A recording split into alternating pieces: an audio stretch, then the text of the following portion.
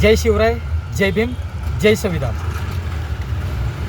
मी राष्ट्रीय स्वाभिमानी पॅंथर पार्टीचा राष्ट्रीय अध्यक्ष आहे,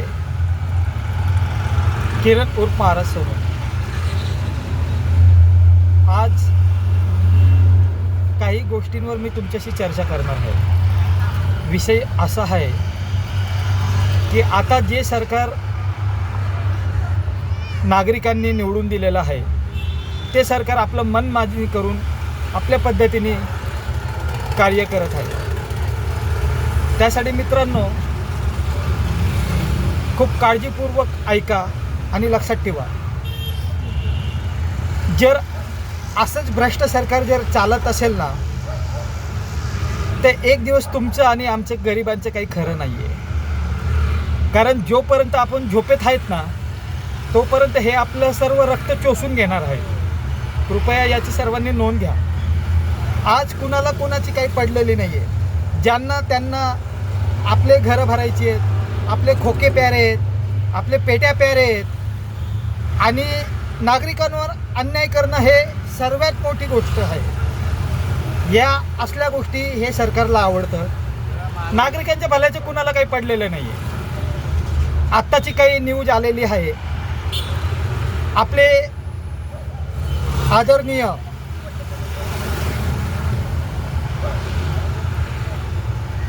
आता तुम्ही सांगा, आदरणीय बोलायचं काय बोलायचं हे तुम्ही ठरवा.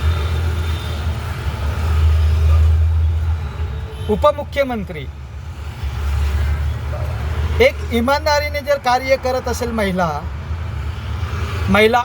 IPS ऑफिसर अंजलीताई कृष्णाज हे अगदी इमानदारीने आपलं कार्य बजावत आहेत आणि कार्य करत आहेत.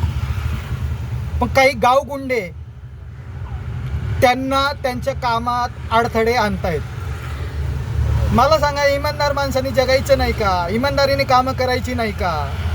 हां, काही रेकॉर्डिंग असे आलेले आहेत की आपल्या राज्याचे उपमुख्यमंत्री माननीय अजितदादा पवार त्यांना फोनवर धमकी देतात, त्यांचे कार्यकर्ते त्यांना धमकी देतात. मला सांगा मित्रांनो, इमानदारी माणसांनी इमानदारीत काम नाही करायला पाहिजे का? मग कसं काम करायला पाहिजे? मला वाटतं यांच्याजवळ शिक्षण घ्यायला जायला हवं प्रत्येकाने. एक गोष्ट अशी लक्षात येते की हे मोठे मोठे जे मंत्री आहेत, मला सांगा ना, त्यांच्या घरी त्यांना काय कमी आहे? गाडी आहे, बंगला आहे, समाजामध्ये नाव आहे, सर्व काही आहे. मग हवं काय तुम्हाला? आज तुम्ही लाडकी बहीण म्हणता आणि त्याच लाडकी बहिणीला तुम्ही धमक्या देता. हे कितपत योग्य आहे?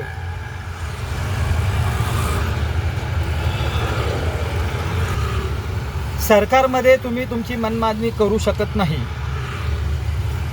एक दिवस असा येईल ना की जनता तुम्हाला माफ करणार नाही. जर सरकारमध्ये जर तुम्हाला जर काम करायचं असेल ते राज्यघटनेच्या अधिकारानुसार आणि संविधानाच्या अधिकारानुसार तुम्ही काम करायला हवं. नाहीतर तुम्हाला त्या खुर्च्यांवर बसायचा कुठलाही अधिकार नाही आहे. सर्वात आधी जनताच ह्या देशाची मालक आहे, तुम्ही मालक नव्हे. तुम्हाला आम्ही नटवलं आहे, तिथं जनतेने नटवलेलं आहे. त्यासाठी आत्ता तरी तुमचे डोळे उघडा, नाहीतर येणारा काळ तुमच्यासाठी खूप मोठा भयंकर असेल. दुसरी न्यूज, मला वाटतं ते आपले देशाचे सर्वात मोठे कायदे मंत्री असावे आणि कायदे पंडित असावे. त्यांनी खूप साऱ्या डिग्र्या हासिल केलेल्या असावे. परमपूज्य विश्वरत्न डॉक्टर बाबासाहेब आंबेडकरपेक्षा ते जास्त शिकलेले असावे. कारण त्यांना विश्वरत्न डॉक्टर बाबासाहेब आंबेडकरांनी जो कायदा कामगारांसाठी तयार केलेला आहे तो मान्य नाही आहे. त्यांनी आता नवीन कायदा तयार केलेला आहे. 8 तासाची कामगारांची ड्युटी 12 तासावर नेली. मित्रांनो, मला सांगा, यात कुणाचा फायदा आहे? कामगारांचा, सामान्य जनतेच्या? या मोठे जे बिझनेसमॅन आहेत, कंपनी आहेत, जे कामगार ठेवतात, कामाला लावतात, त्यांचा फायदा आहे या सरकारचं आहे हे तुम्ही ठरवा. या सर्व गोष्टी तुम्हाला दिसतील. प्रत्येकाला माहिती आहे की आपण कुठल्या पद्धतीने कसं कार्य करतोय. इमानदार लोकांचं बी कार्य माहिती आहे आणि भ्रष्ट लोकांचं पण माहिती आहे. पण मला एकच कळत नाहीये, अजून पण नागरिक झोपेत का असे भ्रष्ट मंत्र्यांविरुद्ध किंवा भ्रष्ट अधिकाऱ्यांविरुद्ध आवाज उठवत का नाहीये. अरे 100 दिवस शेळी होऊन जगण्यापेक्षा 5च दिवस जगा, पण वाघासारखी जगा. हे विश्वरत्न डॉक्टर बाबासाहेब आंबेडकरांचं वाक्य आहे. याचं कुणाला काही घेणं देणं नाही का? हां, आज समाजासाठी, देशासाठी आणि देशातले तमाम जनतेसाठी विश्वरत्न डॉक्टर बाबासाहेब आंबेडकरांनी सर्व पद्धतीचं राज्यघटना लिहिली, संविधान तयार केलं. मग आता मला सांगा, देशात जर राहायचं असेल आपल्याला तर ते संविधानाचं पालन करायला हवं का नको? कुणालाच काही घेणं देणं नाही हो, कुणालाच नाही. जो तो आपले घरं, आपले पेट्या भरायचे. मला सांगा ना, तुमच्याजवळ गाडी आहे, बंगला आहे, ऐशो आराम आहे, धन दौलत सर्व काही आहे, त्याच्यापेक्षा अजून काय पाहिजे तुम्हाला? आज उद्या तुम्ही स्वर्गात जाणार आहे, तो माहिती नाही स्वर्गात जाणार का नरकात जाणार. पण त्या ठिकाणी तुम्ही तुमची BMW, तुमच्या सोन्याचा बंगला, तुमची सोन्याची कार्यकर्ते, तुमची सोन्याची पदाधिकारी हे सगळ्यांना नेणार आहेत का तुम्ही?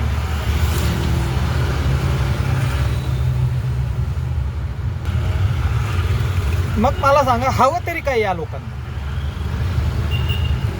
आणि जनतेला मी एक कडकडीची विनंती करून सांगतोय, जोपर्यंत तुम्ही झोपेतनं उठणार नाही ना, तोपर्यंत तुमच्यावर अन्याय, अत्याचार हे होणारच, हे थांबणार नाही.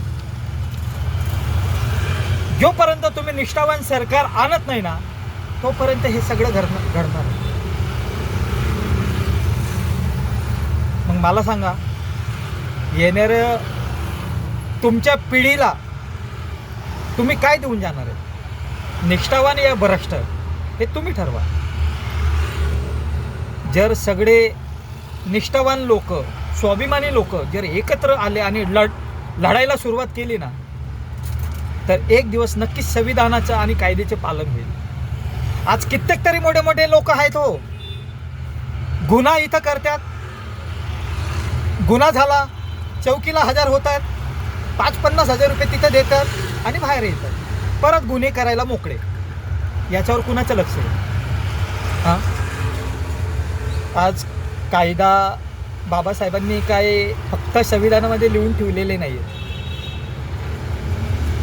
त्याची अंमलबजावणी बी आपण करायला हवी ना. हां, संविधान आपण पाळतो, राज्यघटना पाळतो, सगळ्या काही गोष्टी आहेत, सगळ्या जनतेला माहिती आहे. मोठे मोठे अभ्यासक आहेत, त्यांना सुद्धा माहिती आहे. पण अंमलबजावणी कुणाला करायची नाही. त्यात जाऊया, आपलं काय आहे, फक्त टीव्हीवर न्यूज बघायची, व्हिडिओ बघायचे आणि गप्प बसायचे. तुम लढो हम तुम्हारे कपडे संभालते हैं. काय लावलंय, काय चाललंय देशात? हां, सारे जहां से अच्छा हिंदू सीता हमारा. हां, मग आम्हीच आमच्या देशामध्ये आमच्या आया बहिणींची इज्जत लुटतो, आम्हीच आमच्या देशामध्ये आमच्या बांधवांना त्रास देतो, आम्हीच आमच्या आया बहिणी असतील, आमचे देश बांधव असतील, त्यांना छळतो, त्यांना त्रास देतो, दादागिरी करतो, धमक्या देतो. पटतंय का तुम्हाला? वा रे वा माझा देश. हां, आमचे जे महापुरुष होते, अक्षरशः या देशासाठी त्यांनी रक्ताचं बलिदान दिलं, एक निष्ठ राहून लढले. नाही माहिती का कुणाला? दिसत नाही का तुम्हाला? कधी तुम्ही जागे होणार? किती वर्ष तुम्ही अन्याय अत्याचार सहन करणार आहेत? तुमच्या येणाऱ्या पिढीसाठी काय काय आहे? तुमच्या येणाऱ्या पिढीसाठी असा आमचा देश, लाज वाटायला पाहिजे आपल्या सर्वांना. हा, एक बिचारी IPS अधिकारी इमानदारीने काम करते, तिला काही लोक दमदाटी करतात, धमक्या देतात. कायद्यामध्ये तुम्ही बदल करताय. अरे का हवाय तुम्हाला बदल? विश्वरत्न डॉक्टर बाबासाहेब आंबेडकर का कायदे चुकीचे लिहून गेलेत का? हा,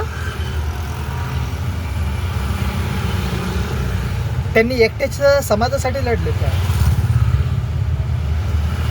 तुम्हाला काय वाटतं? ते फक्त दलितांचे नेते होते का? आज एवढं देश इथपर्यंत आला त्यांच्या संविधानामुळे आला ना. हे माहीत नाही का तुम्हाला? काय करताय तुम्ही असं? सामान्य जनतेने जगायचं नाही का? मग एक नवीन कायदा तयार करा ना. जो सामान्य जनता असन, इमानदार असन, त्यांना फाशीवर लटकवा. भ्रष्ट नेत्यांनी आणि भ्रष्ट जे पाठिंबा देतात त्यांना तुम्ही ठेवा. बाकींना फाशीवर लटकून टाका, मारून टाका सगळ्यांना. असं भ्रष्टाच्या ठिकाणी जगून बी काही फायदा नाही आहे. लाज वाटते मला असं जगायला. काय करणार? पण आपले नागरिकच झोपलेले आहेत, आपली जनताच झोपलेली आहे. असे लोकांना तुम्ही नटवता आणि ते पण त्यांच्या पद्धतीनेच कार्य करत असता. ए बाबा तू आमच्याबरोबर आहे का? नाही तर तुझ्या मागे ईडी. ए बाबा तू आमच्याबरोबर आहे का? नाही तर तुला जगू देणार नाही. अरे काय चालली? हुकुमशाही आहे का?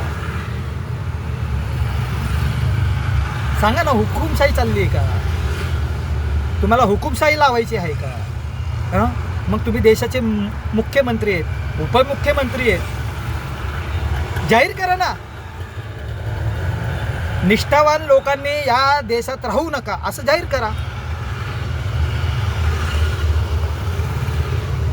तुम्हाला ज्या पदावर, ज्या खुर्चीवर बसवलंय नागरिकांनी, त्या ठिकाणी तुम्ही निष्ठावान म्हणून काम करायला हवं. नागरिकांचे प्रश्न सोडवायला हवेत. आजपर्यंत किती निध्या येत असतात? कुठं जातात ते निधी? घरकुल योजना 70,000 कोटी कुठं गेले? बालकल्याण विकास असेल, अजून काही निधी असतील, अजून काही तुम्ही जनतेसाठी लेखित तयार केलेले असतील, कुठे आहेत ते? जनतेजवळ आहेत का तुमच्या घरामध्ये आहेत? किती पैसा हवा तुम्हाला? किती धन दौलत असावं तुम्हाला? काय कमी आहे? कित्येक तरी सामान्य नागरिक असे आहेत की रस्त्यावर आपलं पोटासाठी ते वन भटकत असतात. आहे का तुमचं लक्ष त्याच्यावर? अहो तुम्ही तुमच्या देशाच्या सिग्नलवर जाऊन बघा. हो लोकांचे काय हाल आहेत. त्यांना खायला नाही हो, भिका मागून आपले पोट भरतायत. आहे का त्यांना घर? आहे का त्यांना काही खायला? कुठे आहे तुमचं लक्ष? फक्त मोठ्या मोठ्या BMW मर्सिडीज मध्ये बसून येतात आणि तुम्ही फक्त अर्धा हात तुमच्या काढता बाहेर असा. हे का नाही? कुठे तुम्ही जनतेसाठी काय भलं करताय तुम्ही जनतेचं? मला सांगा ना. आम्ही रस्ते बनवले, आम्ही हे बनवलं. कुठं तुमचे रस्ते तरी तयार झालेत? कित्येक तरी रस्त्यांमध्ये आज बी खड्डे दिसतात तुम्हाला. तुमचे डोळे बंद आहेत का? दिसत नाही तुम्हाला? तुम्ही तर BMW मध्ये जाता, हेलिकॉप्टर मध्ये जाता. तुम्हाला काय कळणार हो? नागरिकांची समस्या तुम्हाला काय कळणार आहे? हा, तुमचे गाडी बंगला सोडून रस्त्यावर या ना. कसं जगावं लागतं हे शिका. मग तवा मुख्यमंत्री आणि उपमुख्यमंत्री बना.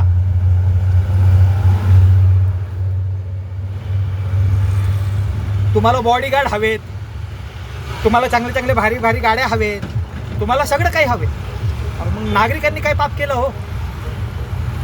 आज बी आपल्या देशामध्ये कित्येक तरी लोक असे आहेत की त्यांना घरं नाही आहेत. त्याच्यावर विचार केला तुम्ही? दिले? सर्वे केले? नाही केले. तुम्ही फक्त एक मोठी न्यूज टाकायची, जनतेला काहीतरी उलटं पालटं सांगायचं, असं करतोय तसं करतोय, पण काहीच करत नाही. हा, आज कित्येक तरी रस्त्यांचे पैसे तुम्ही खाल्ले, कित्येक तरी गरिबांचे तुम्ही पैसे खाल्ले, लाडक्या बहिणींना आश्वासन देऊन तुम्ही त्यांचे पैसे खाल्ले. अजून काय खायचे दादा तुम्हाला? बोला ना, काय खायचं तुम्हाला? आता तरी तुम्ही सुधरा. देशासाठी तुम्ही काम करताय ना, नागरिकांसाठी तुम्ही काम करताय ना, ते एक निष्ठावान म्हणून काम करा. बस झालं, आता पोटं भरली तुमची. आता काय मेल्यावर तुम्ही सर्व काही घेऊन जाणार नाही आहेत दादा.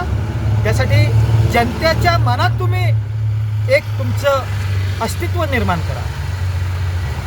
नाहीतर एक दिवस तुमच्यासाठी असा येणार आहे ना की ती जनता आहे ना, जनता तुम्हाला प्रतिउत्तर देणार आहे. कृपया याचं तुम्ही भान ठेवा. कुठल्याही गरिबाला आणि कुठल्याही अधिकारीला जो इमानदारीने एक निष्ठावान राहून काम करत असेल ना, त्याला तुम्ही त्रास देऊ नका. अन्यथा जैशी करणी वैशी भरणी ती तुम्हाला भोगावंच लागणार आहे. ज्या टायमाला तुमच्याजवळ करोडोनी पैसे असतील ना, ते सुद्धा तुम्हाला वाचवणार नाहीत बरं का. कारण तुमची करणीचे फळ तुम्हाला भोगावं लागणार आहे. आज माझा हा व्हिडिओ नंतर माझ्यावर कोण काय टीका करते, कोण काय बोलते, माझ्याला याच्याशी काही घेणं देणं नाही आहे. मी विश्वरत्न परमपूज्य डॉक्टर बाबासाहेब आंबेडकर यांच्या संविधानावर, राज्यघटनेवर आणि त्यांच्या कायद्यांवर मी चालणारा व्यक्ती आहे. मी कुणाच्या बापाला घाबरत नाही. मला माझ्या देशासाठी एक निष्ठावान सरकार पाहिजे, प्रामाणिक सरकार पाहिजे आणि प्रामाणिक काम करणारे अधिकारी पाहिजे. त्याच्या पलीकडे मला काही नको आहे. माझ्या आया बहिणींची इज्जत करा, त्यांच्या आबरूची कदर करा, नागरिकांची कदर करा. याच्यापेक्षा मला काही नको आहे.